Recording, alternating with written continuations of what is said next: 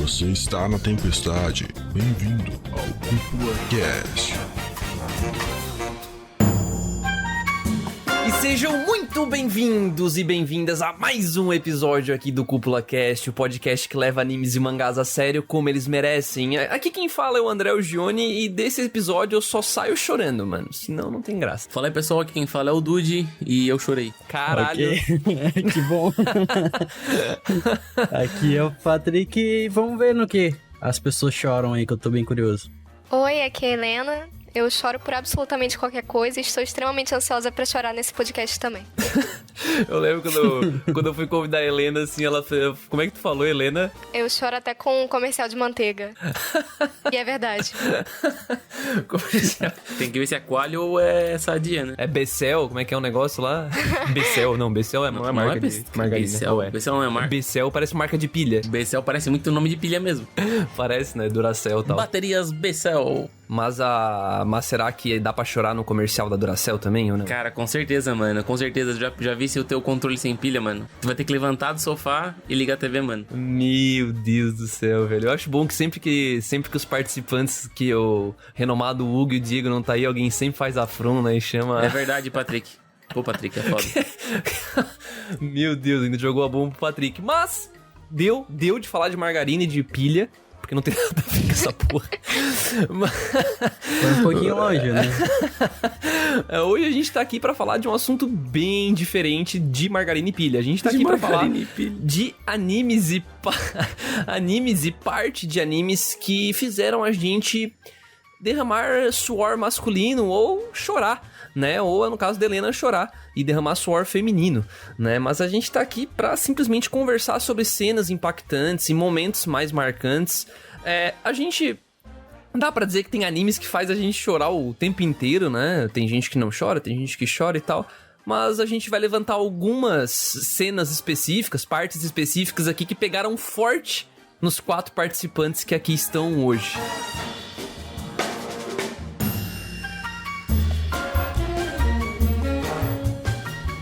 Só antes do cast começar de verdade, a gente tem dois pequenos recadinhos aí.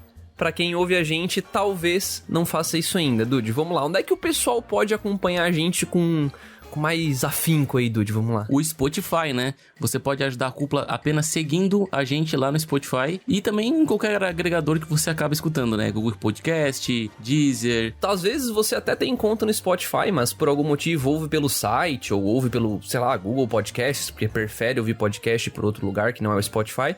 Mas se você for lá e seguir a gente, já ajuda o Cúpula Cast chegar em cada vez mais pessoas, né? Sim. Então, sempre é válido. E também, além do Spotify, a gente também tem o nosso incrível guia da temporada lá no site da Cúpula, no cúpulatrovão.com.br. E nesse guia da temporada, como o nome já diz, todos os animes da temporada, praticamente todos, são colocados lá com sinopse, trailer, diretor, estúdio, enfim. Tem bastante coisa ali pra você poder ter uma noção aí do que você vai querer acompanhar da temporada atual ou das temporadas que já passaram, né? Então a gente tem animes aí desde a primavera de 2020, ou seja, já tem, com essa temporada vai dar 1 ano já de animes, então já tem muitos títulos por lá. E, bom, aproveita o guia, dá uma olhadinha lá e encontra os animes que você quer acompanhar aí da temporada.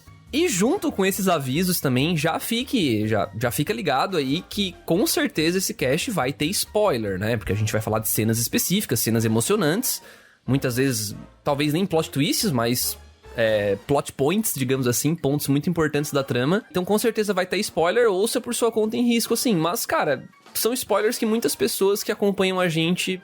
Não são spoilers de animes muito recentes, assim, sabe? Ou talvez até a pessoa se anime a olhar o anime depois que souber spoiler, né? Se anime a olhar o anime, é isso aí, mano. Eu gostei muito dessa frase, toca pra frente, vamos dar ali. Valeu!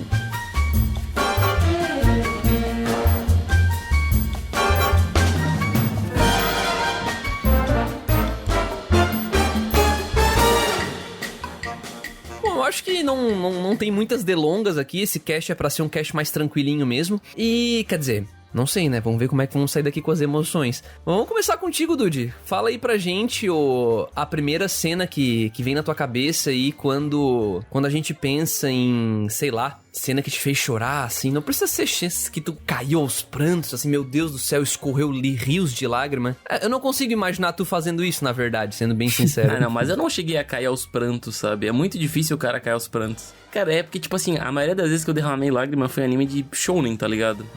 Por incrível que pareça, não foi em anime de drama, assim. Porque geralmente no drama, tu já tá esperando o drama, tu já tá esperando a cena, tipo... Tipo, tu sabe que vai dar merda em algum momento, que vai querer te emocionar em algum momento, tipo, e tudo mais. Mas em específico, eu vou citar a obra primeiro pra depois a cena, porque a obra em si já diz muito só a respeito, né? Eu acho que a obra que fez eu mais, tipo, derramar lágrimas de crocodilo, como o André falou, eu acho que foi One Piece, né? One Piece do Oda, que, na minha opinião, acho que é uma obra que ela tá num nível muito superior às outras, por ter personagens que a gente acompanha há anos, sabe? Então é muito fácil o Oda, tipo, conseguir derramar uma lágrima, porque a gente tá muito apegado aos personagens, né? E em específico a cena...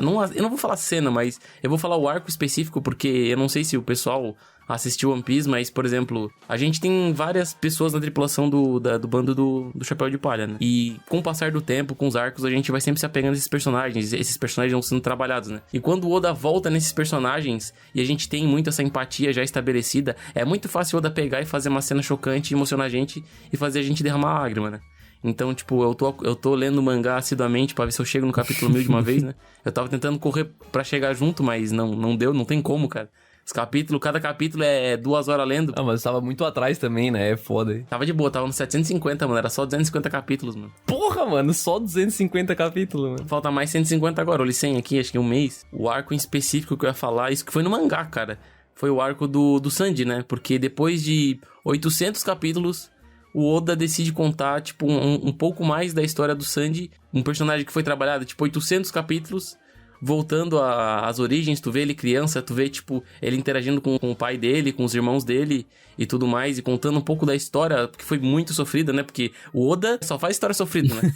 Todo mundo no One Piece tem uma história triste, cara, é incrível. Ninguém tem uma infância normal. Olha assim. o universo de One Piece, cara, como é que não vai ser coisa triste, velho? Não, mas todo mundo, pô, pelo amor de Deus, não tem um da tripulação que teve uma infância comum, cara. É tática básica de empatia, mano. Nossa, tem... mano, mas dá uma pegada ali. Bom, depois que eu dei todo esse piripaque aqui, velho, falando e não falando porra nenhuma, basicamente, né?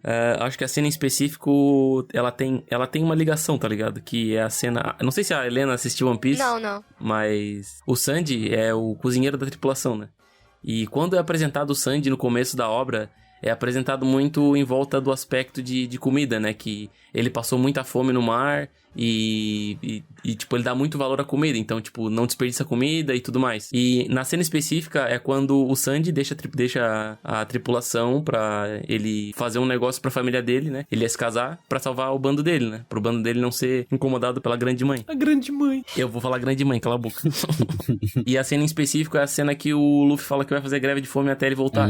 E daí depois tem todo aquele arco lá e ele vem com a cesta toda molhada de comida. Caralho. E, tipo, o Luffy come toda a comida, tipo, molhada e ele diz que tava muito gostoso, tá ligado? Meu Deus. E daí... Já tô dando vontade de chorar sem ver.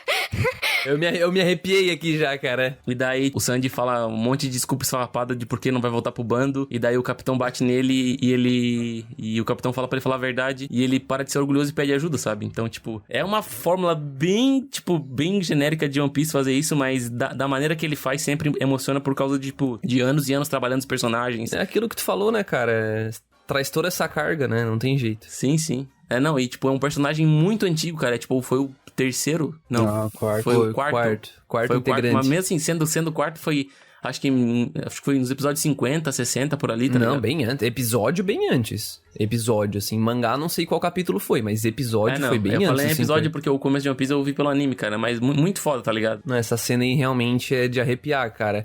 Eu não tô lembrado se eu chorei nessa parte de One Piece. Eu concordo contigo que essa obra realmente... Porra. Inclusive, eu já vou engatar a minha, que é aproveitar que é de One Piece também. Pô, acho que não tem porquê não mencionar essa cena aqui, que eu acho Robin, que é uma das mais marcantes. Não foi a da Robin comigo. A que mais me pega é a da Nami, cara. Aquela da Nami, onde ela pede ajuda finalmente pro Luffy. É um dos primeiros arcos, o Arlong Park lá. E tem todo aquele drama justificável, né? De ela se recusar a voltar pro bando e, enfim, falar um monte de besteira pra todo mundo, porque ela não quer ser ajudada. É bem nem orgulhosa, né? Mas, enfim, tá numa situação desesperadora lá. Vem com trauma também. E, ô André, tu vê uma semelhança que, tipo, o que segurava eles de pedir ajuda pro Luffy era o orgulho, tá ligado? Os dois tiveram que largar o orgulho pra ele fazer alguma coisa. Que é a essência do Luffy, né? O Luffy tá sempre... por isso que o Luffy sempre... É que o Luffy, ele tem aquele arco estático, né? Então ele é sempre ele, né? Ele não muda. E essa verdade pra ele é muito clara, sabe? Tipo, não, eu quero ajudar meus amigos, mas eles têm que querer ser ajudados. É tipo isso, sabe? Então, a hora que eles pedem ajuda, tipo, aquela hora que ele bota o chapéu na cabeça da Nami, assim, sabe? E que ela pede ajuda, ela berra pra ele, depois de esfaquear o braço dela várias vezes, né? Tipo, em cima da tatuagem do Arlong lá.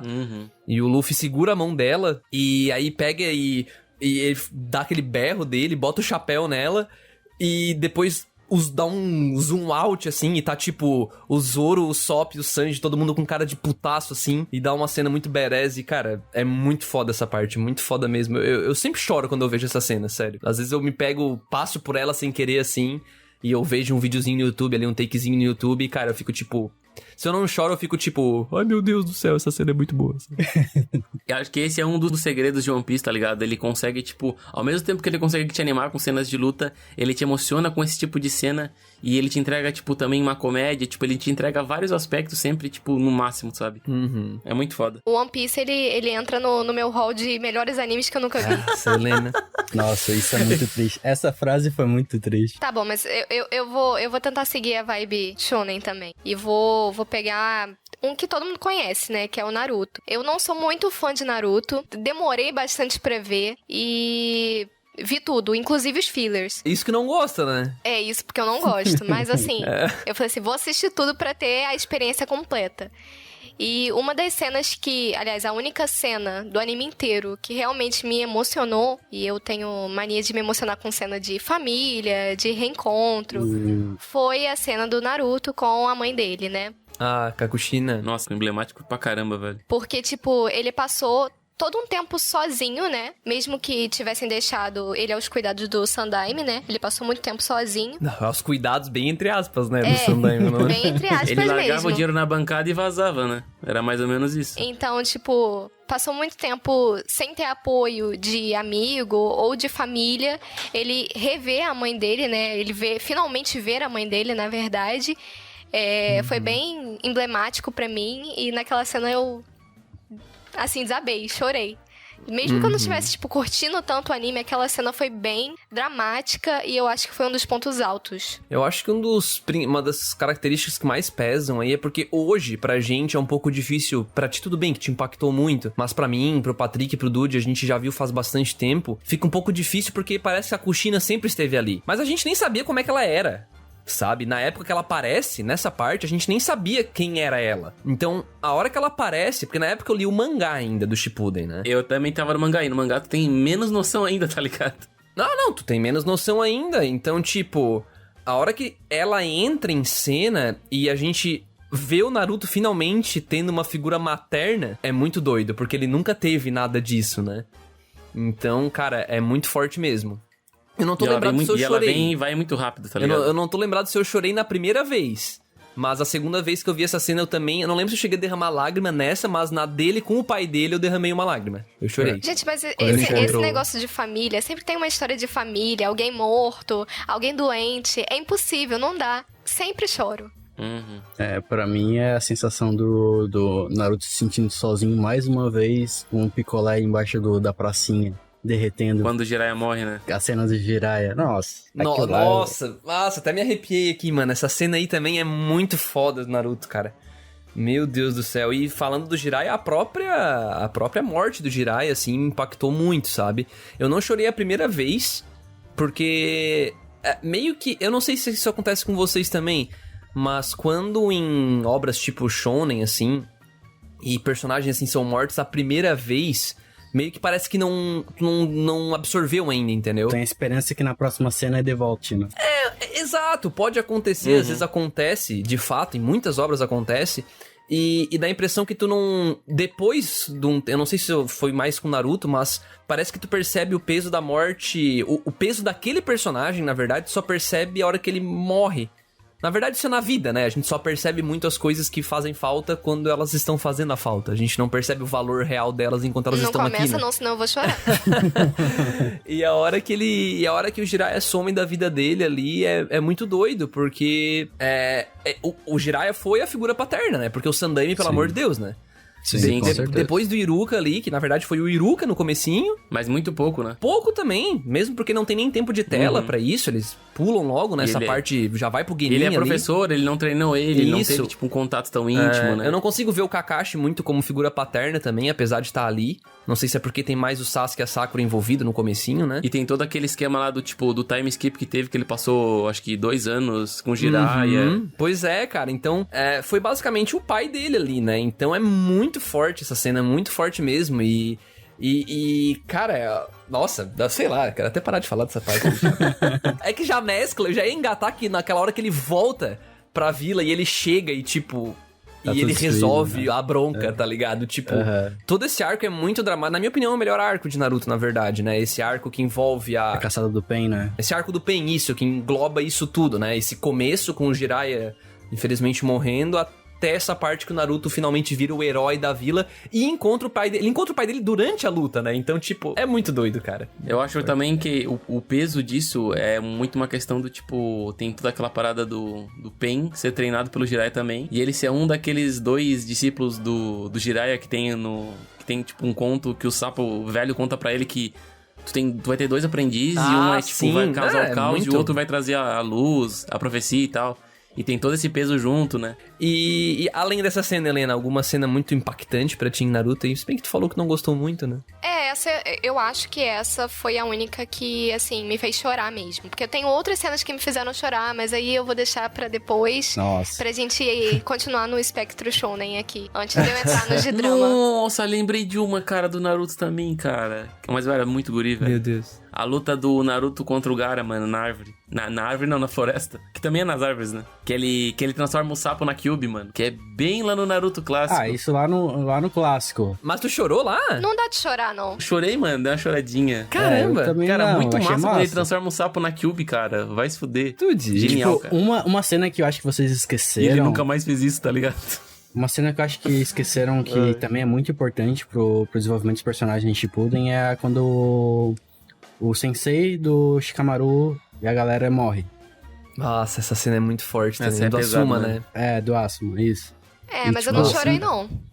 Não? Não. Ô, Eu Helena, chorei só- muito com a dor do Shikamaru, cara. E, tipo, ele jogando xadrez sozinho, mano. Ah, vai tomar no cu. O Nossa. pai dele chega, nada, começa a falar das histórias, do que é o fogo de Cara, Konoha. eu vou dizer, eu não chorei também, mas foi porque, tipo, eu não tinha uma empatia por aquele cara, tá ligado? Porque ele apareceu o quê? Quando o Itachi apareceu, tomou uma surra, vazou depois. É que tu tem pelo Shikamaru, não pelo Asuma, exato, né? Tá Sim, ligado? sim. E a pira dessa parte, a parte que mais... Eu não sei com vocês, mas como eu falei antes, quando eu vejo a morte no shonen, não me impacta tanto na hora da morte. Mas depois... Que? Nossa, mano, tá Não, na hora eu não choro, entendeu? É porque na sempre hora. tem a chance da ressurreição. Exato, tipo, mas às vezes eu nem penso nisso, mas eu nem penso muito nisso, tipo, é que dá a impressão que eu não digeri ainda.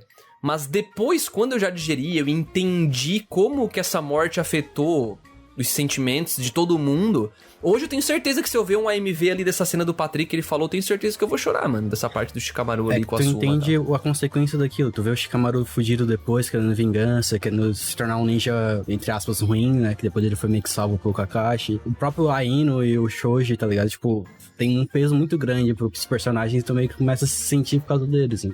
Sim, e isso vai aumentando com o tempo, né? Porque aí que a gente consegue entender de fato, né? Esse peso dessa morte, esse peso dessa falta. No caso dos exemplos de Naruto aí, né?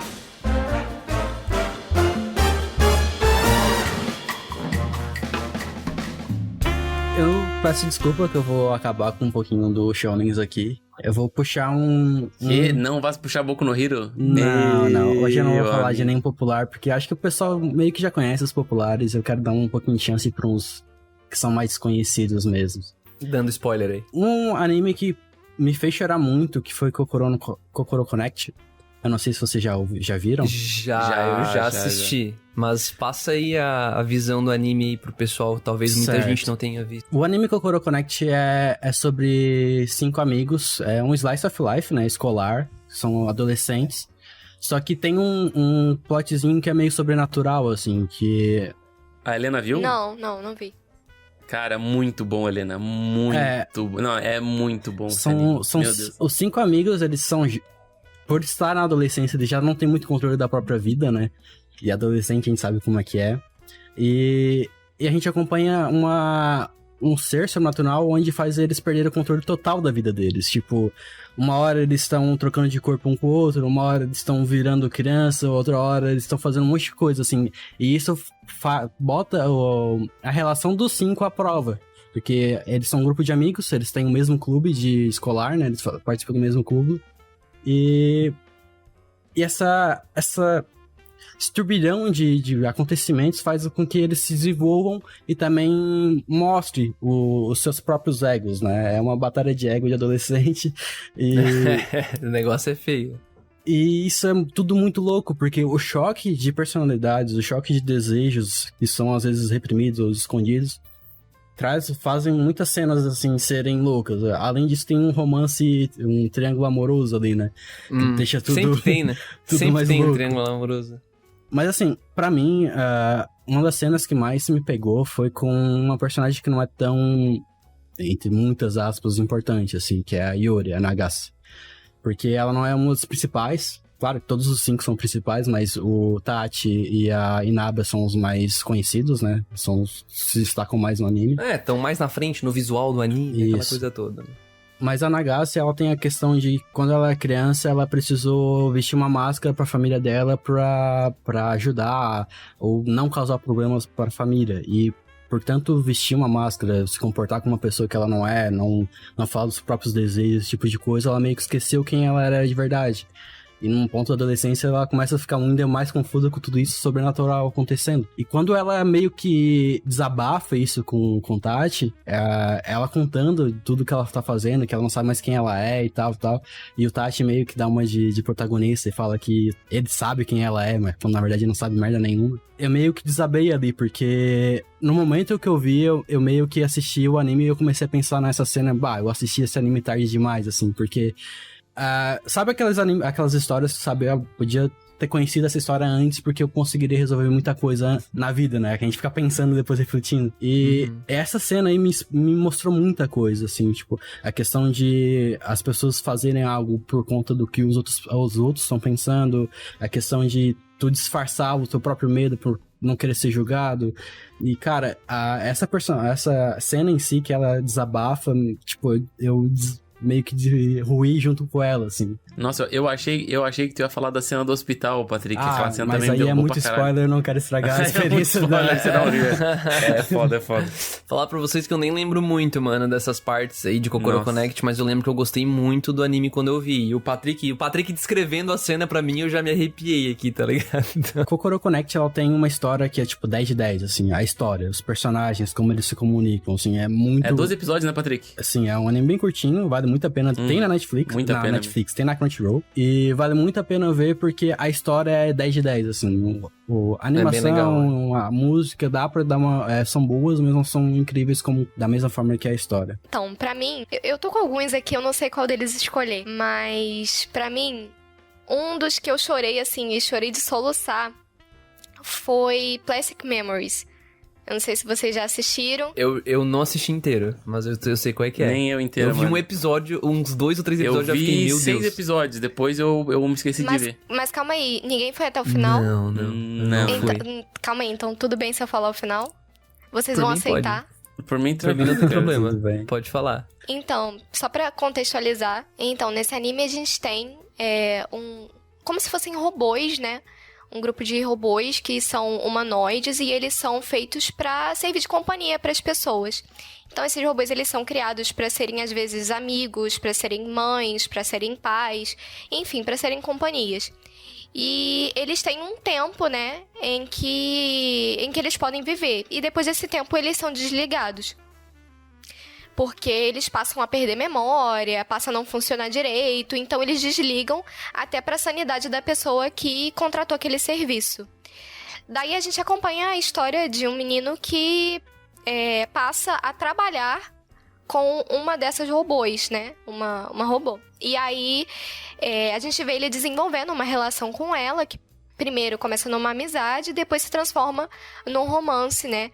Posteriormente. E aí eles vão desenvolvendo esse romance, é um romance muito bonitinho até, bem assim, de esquentar o coração. E aí no final, né, no último episódio, como já é previsto, ela obviamente vai ser desligada, né? Só que o momento, a direção, a trilha sonora, tudo culminou assim. E eu vendo no escuro aquilo, bem de noite, né, de madrugada, pra poder eu chorar mesmo. Me derrubei, assim. E no caso, ela realmente foi desligada, assim. Foi.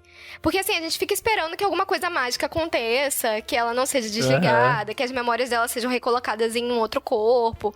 Mas enfim, não deu, ela foi desligada mesmo. Eu me lembro que eu tinha visto esse anime na época, mas eu parei de ver pelo aspecto de ele ser um pouco lento no começo, sabe? Ele começa a explicar muito do mundo e ele não trabalha tanta relação no começo. Foi bem como tu falou, foi um negócio mais de amizade no começo mesmo. Sim, aí eu acho que do meio pro final eles começam a desenvolver um romance e no último episódio eles até se beijam. Raro. Olha aí, André. Raro. Mas eu não cheguei a dropar, sabe? Sabe aquele anime que tu simplesmente para de ver, assim? Tipo, aconteceu comigo, assim, mas não é... Não foi porque eu achei chato, nada disso. Inclusive, eu tava... Ah, lembrei por quê. Porque eu tava vendo com a Dai... E ela chorou um monte, tipo, no episódio 2 ou 3. Ela assim, André, eu não quero mais ver, tá ligado? Né? Todo episódio é triste, tá ligado? Tipo, A Dai não gosta de chorar em vendo anime, assim. Ah, porra, tu vai ver um anime de 20 e poucos episódios. Tu tá chorando no episódio 2, já não dá, né, mano? Não, talvez seja porque ele é bom, tá ligado? Inclusive, calma aí, falando da Dai, a Dai tinha recomendado Sora Yori no nosso listão, né? Sora Yori também foi outro que eu chorei. Nossa, foi outro. Na cena da... Nossa, eu tava com ela e eu e ela soluçamos nesse aí, Helena. Na parte da Shirase, que ela encontra a carta da mãe dela. No computador. Porque ela manda um monte de e-mail pra mãe... E aí ela encontra... Não. Chorei muito. Nossa, essa parte é muito... Todo mundo recomenda esse anime, Vocês cara. não assistiram ainda, né? É o... Não. Como é que é o nome dele? A Place Further Than the Universe é o nome dele em inglês. É Sora Yori Toi Basho, negócio assim. Eu fiz uma crítica lá na cúpula, cara. Sora Yori Motoi Basho. Não, e é engraçado que você não espera, porque você vê assim, uau, meninas fofas indo pra Antártida. Nossa, cara, sério, assistam vocês dois, tá?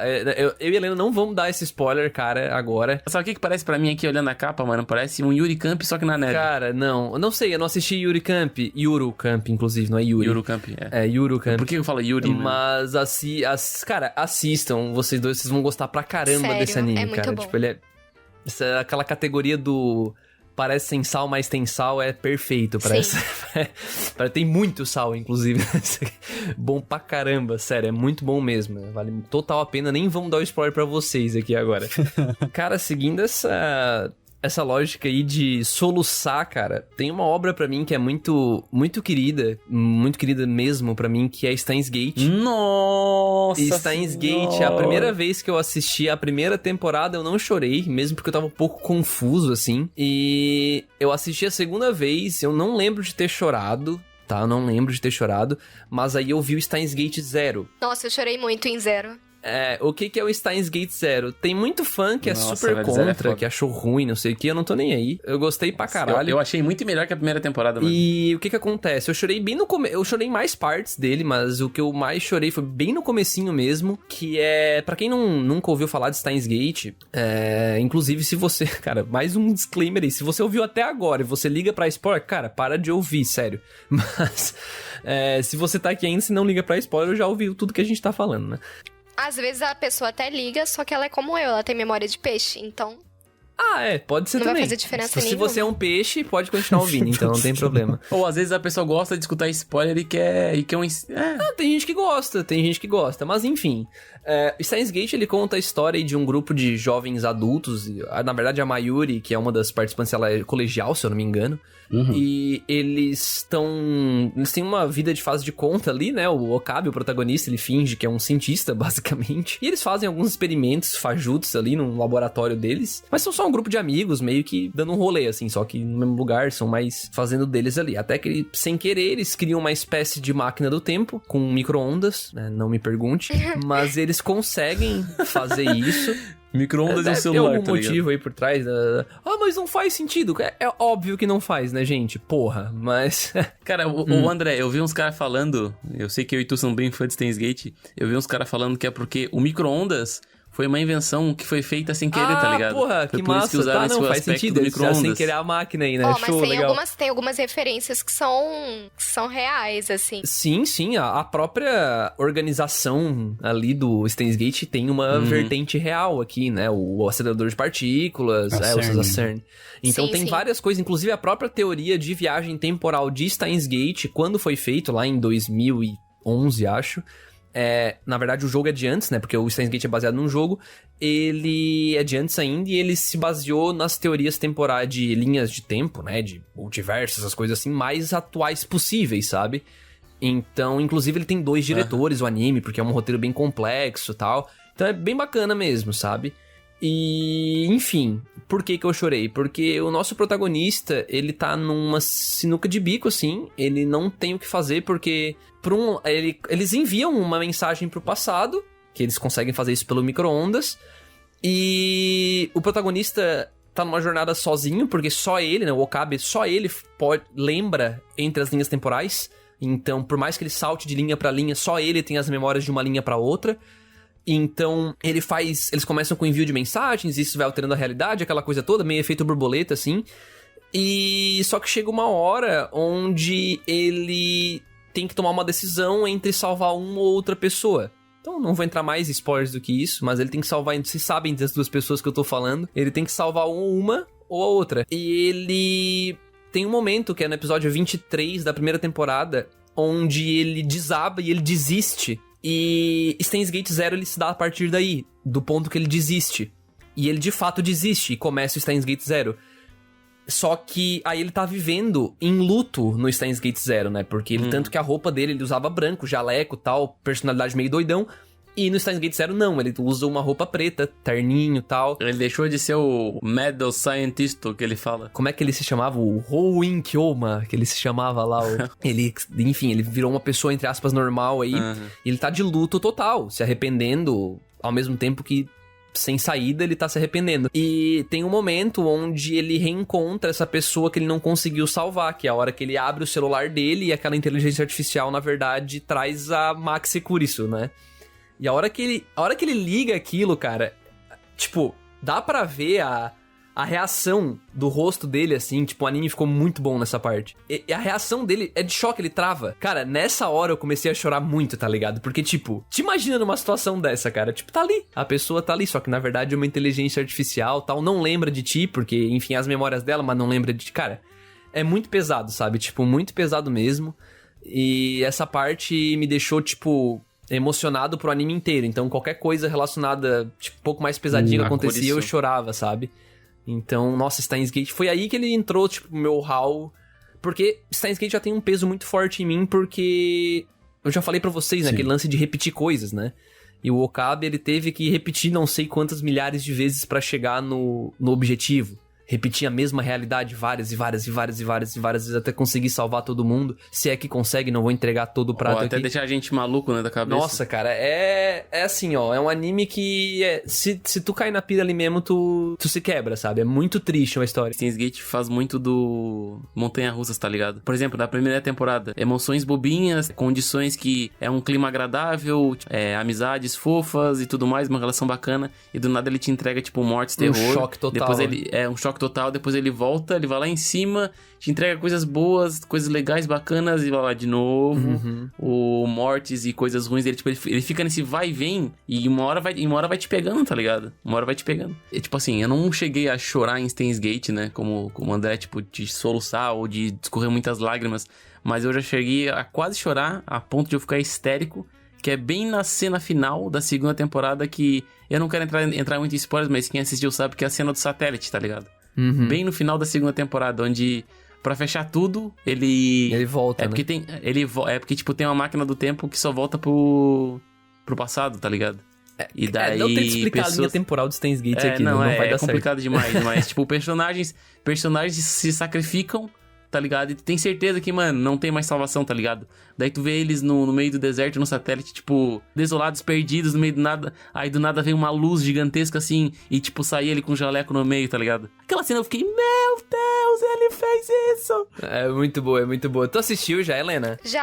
Não, e foi a mesma cena, exatamente a mesma cena, de que quando ele pegou o celular e viu a Maxi, começou a cair, assim, a lágrima, assim, no canto do olho.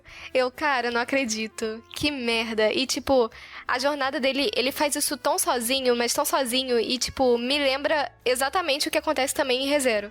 É o mesmo, é o Nossa, mesmo eu ia tipo falar de isso agora, jornada. caramba. Eles ficam muito Nossa. sozinhos, os dois. Então, quando... Aqui o disclaimer de spoilerzão, né? Quando o Subaru fala que ele consegue voltar da morte, é a mesma sensação. É exata a mesma sensação. E foi a mesma lágrima escorrendo. E aí a gente consegue sentir porque os diretores foram muito bem sucedidos em fazer os personagens transmitir esse... sei lá, tirar esse peso das costas, sabe? Quer dizer, no caso ali do Okabe, meio que caiu o peso nas costas dele, né? Mas o Subaru, nessa cena aí, ele tirou o peso. Então ele fica berrando pra Aikido, né? Eu posso voltar, eu volto da vida, eu revivo. E ele fica repetindo, cara. E tu fica, caralho, mano. Tipo, quanto tempo que ele não guardou isso, Eu acho que sabe? o que faz a gente chorar é justamente pensar assim, se eu estivesse na situação, o que eu faria? E a gente também pensa que a gente poderia surtar dessa mesma maneira. E por ser tão relatável, né? Não sei se existe essa palavra, mas... Por a gente se conseguir se relacionar tanto, é que a gente chora, eu acho. Eu acho que, tipo, em Steins Gate também tem muito do aspecto que a gente presenciou muita coisa na primeira temporada. Tipo, o desenvolvimento do Okabe, a relação amorosa dele com a Kurisu, a finalização disso aí, as mortes traumáticas que ele sofreu junto com os amigos dele... Todas as alterações de tempo. E daí na segunda temporada tem, tipo, o luto dele inteiro, tá ligado? Aí tu vai sofrendo com ele junto. Aí, meu Deus. É muito pesado, cara. Chegou a chorar, Patrick, em Steins Gate? Com certeza eu chorei, sim. O único momento que eu não fiquei totalmente engajado com Steins Gate foi quando eu descobri que uma das soluções ali pra transformar o menino que queria ser menina e era comer uma certa coisa lá. Mas foi coincidência, mano. Foi coincidência, isso aí. Não pode ser. Não pode. Mas tem essas mandingas, tá? De comer melão, que vai vir menina, essas coisas. Isso? Isso foi uma das partes do anime que eu achei meio... meio totalmente relevante. Tem cara de ser folclore, tá ligado? Tem muito cara de ser folclore isso aí. É a mesma coisa que, vou pisar na rachadura da calçada, tua mãe quebra a perna. Sim, dá pra relevar totalmente. Tá.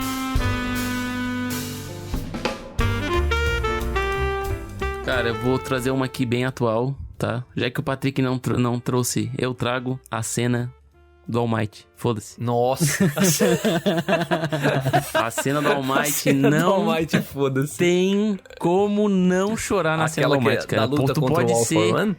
o cara mais... Eu trago minha mãe, se eu botar a mãe sentada aqui, mãe, assiste essa cena, ela chora comigo. Junto. Ela vai sim. Não tem como, cara. Olha, cara. Foda-se, cara. Não, ela vai chorar, mano. Não tem como, cara. Ele protegendo a fogueirinha ali. Não sei o que, dá um Eu som. não chorei, não. Helena, pelo amor de Deus, Como cara. assim? Caraca, Helena.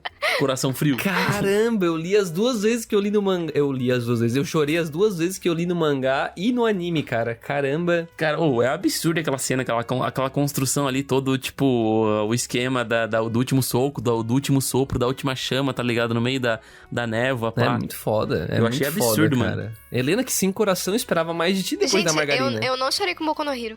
Nenhuma vez, nunca? Cara, como assim, mano? O que eu mais choro é Boku no Hero hoje em dia, velho. Lendo. Caramba, Infelizmente, cara. vou ter que desapontar vocês. Velho. Mas peraí, então. Tu não gosta do Midori, então? Não, assim... Não que eu não goste dele, mas... Opa, mas começamos mal já, então. Não, É por isso, então. não.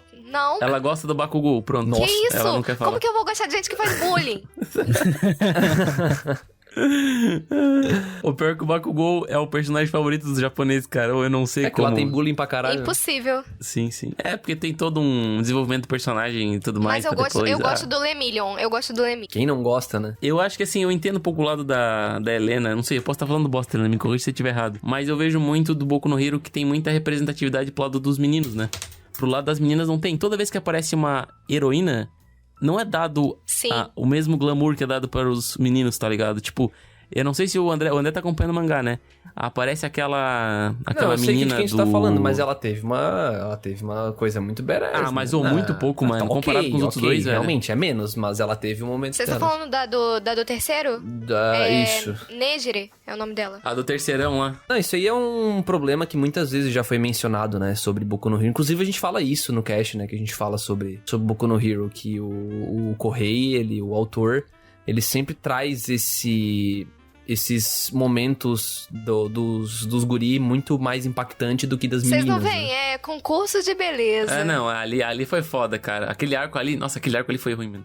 Ela só não participou da luta praticamente, como ela ganhou o concurso de beleza só isso que ela fez, sendo uma das 3 mais foda da escola, de aluna, né? Então Tipo, teve espaço pro Sun Eater, teve espaço pro Lemillion e pra ela teve o Nossa, concurso falando de beleza, em Sun tá Eater, ligado? partes que eu chorei, cara. Partes que eu chorei em One Piece. A parte do Sun Eater eu chorei. A parte do Lemillion Do One Piece. eu chorei também.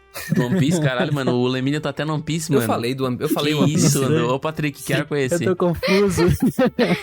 Ah, Falasse One Piece? Mas, cara, do Boku no Hero, eu chorei nessas partes aí, mas a parte que eu mais chorei foi a segunda vez que eu assisti. Eu assisti a primeira temporada 2 vezes. A segunda vez que eu assisti, e foi episódio 2 ou 3, que é quando tem aquela cena quando o All Might fala pro Midoriya que ele pode ser um herói. É o segundo... Que o Midoriya, Não, ele é o cai no terceiro. chão. Eu não lembro agora exatamente qual é que é, mas o Midoriya, ele cai no chão e ele começa a apertar o peito dele, cara. E ele chora muito, muito, muito, porque, tipo, ele nunca ouviu aquilo, basicamente, sabe? Ele até ouvia, Não, mas ele chorar é normal, gente. nunca ouvia de verdade. Não, é normal, mas naquela Mas aí tu cena tá falando ali, nossa, da muito primeira vez forte. que o All Might falou que tem como ele ser um herói, que ele pode ser o poder e vai passar a forma Isso. pra ele, né? Isso, Ah, tá. que tá uma cena One for All, né? desculpa. Não All for One. Aí ele tá tá meio um final de tarde, assim, tá caindo umas folhinhas e tal. Aí o All Might tá meio, olha pra trás, assim, e aponta pra ele, tipo, mas você pode ser um herói, não sei o que. Ele cai de joelho, assim. Ele já tava de joelho, eu acho, na real, o Midoriya. E aí ele só aperta o peito dele e começa a dar aqueles flashback dele com a mãe dele, ele olhando o PC. Eu posso ser um herói também, não é? Daí chorando e tal. Ah, muito louco. Tem uma noção que, tipo, essa cena aí, ela tem impacto, sabe? Mas o impacto verdadeiro é quando tu já assistiu ou leu a obra e tu volta e vê. É por isso que eu chorei no episódio 1, 2, 3, 4. Tipo, tudo antes de acontecer o primeiro teste na UA, pra ele passar e entrar realmente na escola, eu chorei, tipo, até quando ele achou que não ia passar porque salvou não esqueci o nome da menina que foi Uraraka. A Uraraka. Uraraka. E achou que não ia porque salvou ela e não matou nenhum monstro. Tipo, quando ele descobriu que ia entrar realmente, eu chorei ali também junto com ele, assim, tipo... Qualquer momento que o Deiko tá chorando, eu tô chorando junto. Então tá chorando o anime inteiro. Exato. Ah, meu Deus, saiu a farpada. Tava aí, ó, tava esperando, ela tava ali esperando. Vamos lá, ó, Helena Coração de Pedra, então, outro que tu chorou aí, então. Eu tô vendo, nós estamos mais chorando que tu. Tu falou que chorava comercial de margarina, mas nós estamos ganhando aí, eu acho. Tá bom, vou puxar outro. Anohana. Anohana é fácil de chorar. Pra quem não viu, é a história de uma menina, a Menma, né, que morreu. E ela costumava sair com um grupo de amigos, eles ficavam todos juntos durante a infância. E a morte dela foi uma morte muito emblemática, porque houve certo sentimento de culpa com relação a quem estava junto com ela. Principalmente com o protagonista, né? Que é o Jinta, né? Acho que é esse o nome dele. É o Jintan. E aí, por ele sentir isso, ele via constantemente o fantasma dela, né? E aí, assistindo, a gente consegue também enxergar o fantasma dela. Uhum. E ele se relaciona com ela, né? Enquanto ele a vê. E por isso, ele não consegue voltar à vida normal dele. Ele fica isolado, preso, e Ele tá preso, né? ele fica sem conseguir se livrar desse fantasma, né? Que é o passado. E com isso, óbvio, né? Que durante o anime vai mostrando que os outros também tiveram dificuldade em lidar com a morte dela e em se livrar do passado. E no último episódio, eles conseguem deixar finalmente a Menma ir embora. E é bem emblemático, bem triste. Dá aquela vontade de chorar.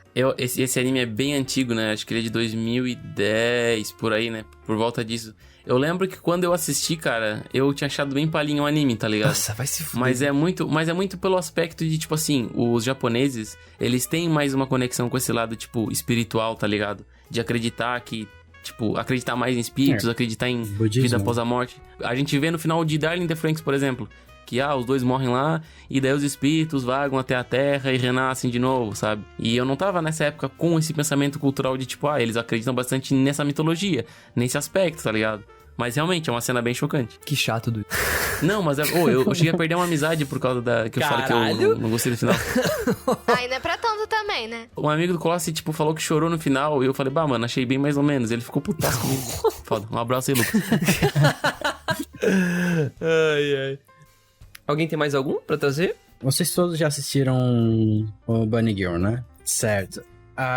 Relembrem do protagonista com a relação com a sua irmã no episódio, em todo o anime. Eu falo sobre quando a Kaede, ela finalmente retoma a consciência, a memória, né? De quem ela é. Por tudo aquilo que ele passou com a Kaede, todo o tempo que ele tava junto e as promessas que eles fizeram um pro outro simplesmente desapareceu porque ela passou aquele episódio de sobrenatural e ela não lembra de mais das promessas que ele fez, assim. Então, tipo, quando o personagem principal quebra, o Sakuta, a gente quebra junto com ele, assim, que tipo, ele, a promessa que eu fiz pra ela, essas coisas eu nunca mais vou conseguir, e do nada a Maia aparece e fala, não, mas tudo bem, eu tô aqui contigo, assim, tipo, tudo aqui, esse momento que foi construído ficou muito forte, assim. É como se aquele personagem tivesse morrido, né? E daí tem outro personagem no lugar. Não, foda. isso aí é realmente uma parte bem impactante, assim, não cheguei a chorar, mas realmente é um dos momentos mais impactantes. Provavelmente o mais impactante, assim. Mais que até o primeiro arco, que é com a garota principal, né? Do anime, que ele corre na chuva e tal, né? Isso, que ele Aquela sai do parte que ele hospital corre na direto. chuva, é essa ou não? É, né? Uhum, bem pesadinho, bem pesadinho. Alguém tem mais alguma? Koe no Katachi, gente. Koe no Katachi, a gente já chegou a gravar cast Cara, sobre. Koe no Katachi é foda, velho. É foda pra caralho. A cena, teve uma cena em específico que eu chorei muito, que é a cena do parapeito. Nossa, lá no final do parapeito. Nossa. Essa foi a cena que eu realmente desabei. E eu acho que aquilo dali é bem... Sei lá, você consegue sentir o que ela tá sentindo também. Essa dor que ela sente, tipo, não conseguir se encaixar, não conseguir transmitir os sentimentos dela pra ninguém. Sempre tentando fazer o melhor dela, e mesmo assim esse melhor não chegando aos outros. É bem chocante. Eu chorei muito ali. Chorei de soluçar. Sim, nossa, Koe no Katachi é uma obra que ela é muito forte nisso, né? Porque é o tempo inteiro isso. É ela não conseguindo se expressar. E a gente até fala no cast que a gente gravou sobre esse filme, que, na verdade, o filme, ele conta muito do ponto de vista do protagonista, né? Eu não lembro o nome dele agora. Mas a gente fica muito pelos olhos dele, e no fim a gente acaba não tendo tanto a visão dela, né? A gente... Sim, no mangá tem a visão dela, né? Isso que eu acho mais massa, ou velho. menos, mano. Não, uma história bem comparado dele, com o filme, mano. tá ligado? Não, mas é uma história bem dele, sabe? E propositalmente. Sim, tanto sim. que nessa hora que chega no... Tipo, todo mundo que tá assistindo não consegue... Tu consegue entender que ela tá passando por uma depressão, mas tu não acha que ela vai chegar a esse ponto. Porque a gente não tá vendo pelos olhos dela, né? E no momento em que ela chega no parapeito, a gente consegue recordar tudo que se passou no filme e olhar pra visão dela e não pra dele, que a gente tava olhando Isso. antes. E aí que faz sentido, né? E aí que faz sentido, assim, porra, ela realmente tava a essa beira faz tempo já. E aí ela tomou a decisão, sabe? E isso é meio que um plot twist na nossa cabeça, sem querer, né? A gente tava meio que assim, encaminhado, mas não tinha certeza. E a hora que o protagonista vê isso, ele vê junto com a gente, ele fica em choque junto com a gente gente fica tipo, caralho.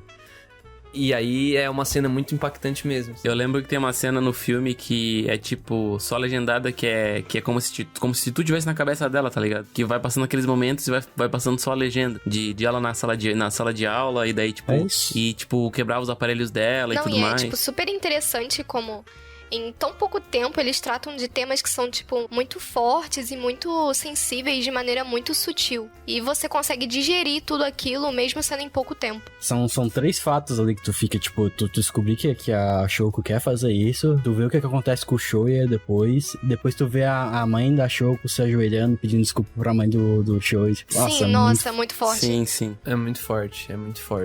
Não é à toa que é um dos filmes mais aclamados de animação de todos os tempos, assim, né? Pelo menos recente aí. É um dos mais, né? Tá Netflix, tudo, né? Então não é pouca coisa. Mas eu vou fazer um parênteses aqui. Uma cena do filme que me impactou pra caralho é a cena do dinheiro, mano. Que a mãe dele vai lá e saca tudo pra pagar os aparelhos que ele quebrou tudo. Nossa, ele não tem pai, a mãe dele trabalha no salão pra, tipo, pagar todas as contas, tá E ligado? ela ainda volta com a orelha sangrando porque a mãe arrancou o brinco. né? Aham. Ai, meu Deus, eu vou chorar Cara, aqui. Essa parte é foda.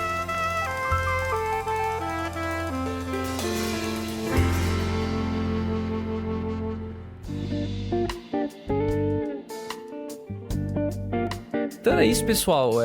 A vibração desse episódio foi um pouco mais calminha aí. Espero que todo mundo tenha curtido. Não foi um episódio mais pra cima, apesar de que a gente deu uma risadinha ou outra aí no meio. Mas acho que foi um papo legal, Serviu meio que uma lista indireta aí também. Então se você pegou alguma coisa que você não assistiu ainda, apesar de que a gente conversou sobre spoilers aqui, né? Não perca tempo, vá assistir, que todas as obras citadas aqui com certeza valem o seu tempo, por mais que a Helena não goste do Midoriya. Não, mas olha só, eu gosto de Boku no Hero. Gente, vocês estão me entendendo mal. Vocês estão me entendendo mal. As pessoas vão ficar tristes comigo, por favor. Não chorem. Pobre Midoriya. Mas é isso aí, pessoal. Então sigam a gente nas redes sociais. A gente é bem ativo, principalmente no Instagram agora. Então é @cúpulatrovão por lá. A gente também tá no Facebook e no Twitter, @cúpulatrovão e @acúpulatrovão no Facebook, no caso. E vamos lá, vamos participar aqui, vamos dar uns exemplos. Você, no caso, manda um exemplo aí, uma cena, um anime específico que você chorou, ou chegou muito perto de chorar, caso você seja uma pessoa que não costume chorar aí. Manda pra gente, bota lá nos comentários do site, ou então manda um e-mail pra podcast@cúpulatrovão.com.br que a gente vai contribuir mais aqui, fazer uma lista maior. Quem sabe um dia a gente faz animes pra fazer chorar, um negócio do tipo. É bem aquela lista que tu gosta, né, Dude? Eu sei que tu gosta, né? Nossa senhora, amo essas Top melhores animes pra Tem que chorar. colocar o top Essa na aqui frente. Nossa, esse é o título, é o charme, né, velho? Botou o top na frente, o Dude já... Ai, valeu, pessoal. Valeu, falou. Tchau, tchau. Tchau. Tchau.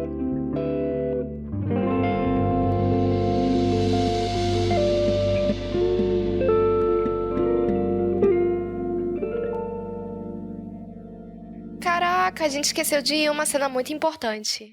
O Roy chorando em Fullmetal Alchemist. Esse podcast foi uma produção da Cúpula do Trovão. Acesse agora cúpulatrovão.com.br